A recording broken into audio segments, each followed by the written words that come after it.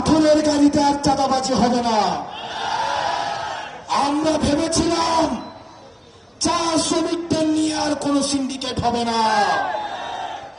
আমরা ভেবেছিলাম ভারতীয় টমেটো আর বাংলাদেশে ঢুকবে না। কিন্তু 24-এ এই গণঅভ্যুত্থানের পরেও আমরা দেখেছি চাঁদাবাজি অব্যাহত রয়েছে। পাথর শ্রমিকদের নিয়ে সিন্ডিকেট অব্যাহত রয়েছে। আমরা স্পষ্ট করে বলতে চাই, যারা এই চাঁদাবাজি করছেন, সিন্ডিকেট করছেন, আওয়ামী লীগকে যাত্রা পথে আপনারাও যাবেন সে পথে। আওয়ামী লীগ ভারতে যাওয়ার সুযোগ পেয়েছে, আপনারা সেটাও পাবেন না।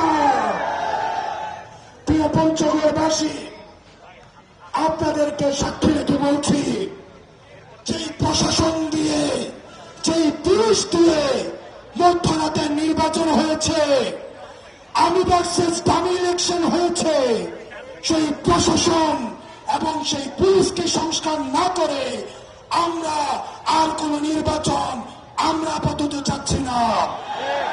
আমরা নির্বাচন চাই, কিন্তু সেই নির্বাচন হতে হবে সংস্কার সহ নির্বাচন।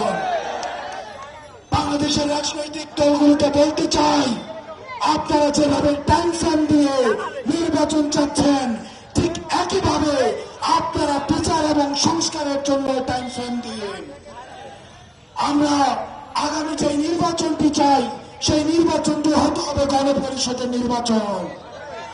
আমরা বলছি, গণপরিষদের নির্বাচনের শুধুমাত্র সংবিধান সংস্কারের ম্যান্ডেট রয়েছে। আমাদের এই অভ্যুত্থানে যে নারীরা সামনে নেমে এসেছিল, যে আলেমরা নেমে এসেছিল, মাদ্রাসা শিক্ষার্থীরা নেমে এসেছিল, রিকশাওয়ালা মামারা নেমে এসেছিল, আমাদের সবার স্বীকৃতি প্রয়োজন।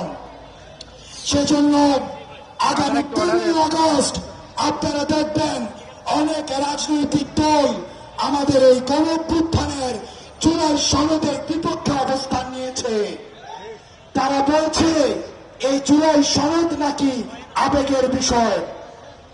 আমরা বলতে চাই, এই শিক্ষার্থীরা আবেগ নিয়ে রাস্তায় নেমে এসেছিল বলেই আওয়ামী লীগকে হটানো সম্ভব হয়েছিল। এতদিন পর্যন্ত আবেগহীন ভাবে আপনারা আওয়ামী লীগকে হটাতে পারেন নাই। সুতরাং এই আবেগের আমাদের স্বীকৃতি প্রয়োজন।